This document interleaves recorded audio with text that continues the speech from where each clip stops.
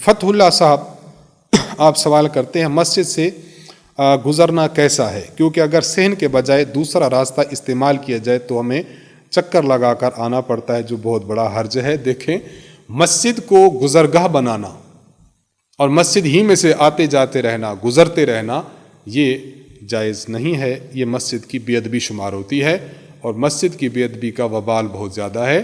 آپ کو 1 یا 1.5 منٹ لگے گا اگر آپ ڈائریکٹ جانے کے بجائے، مسجد سے گزرنے کے بجائے آپ دوسرے راستے سے آ جائیں تو اس میں 1-1.5 منٹ لگے گا، 2 منٹ لگیں گے، لیکن مسجد کی بے ادبی نہیں ہوگی۔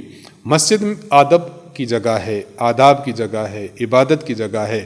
انسان مسجد میں ادب سے داخل ہو، احترام سے باہر نکل جائے، عبادات کرے، قرآن کریم کی تلاوت کرے، ذکر و اذکار کرے، نماز پڑھے، واعظ سنے، یہ کام مسجد ان کاموں کے لیے ہے، مسجد گزرگاہ نہیں ہے۔ اس لیے بھلے آپ کو چکر کاٹ کے آنا پڑے، لیکن چکر کاٹنا برداشت کر لیں، لیکن مسجد سے گزرنے سے بالکل احتراز کریں۔ اللہ تعالی ہم سب کو مسجد کا احترام نصیب فرمائے۔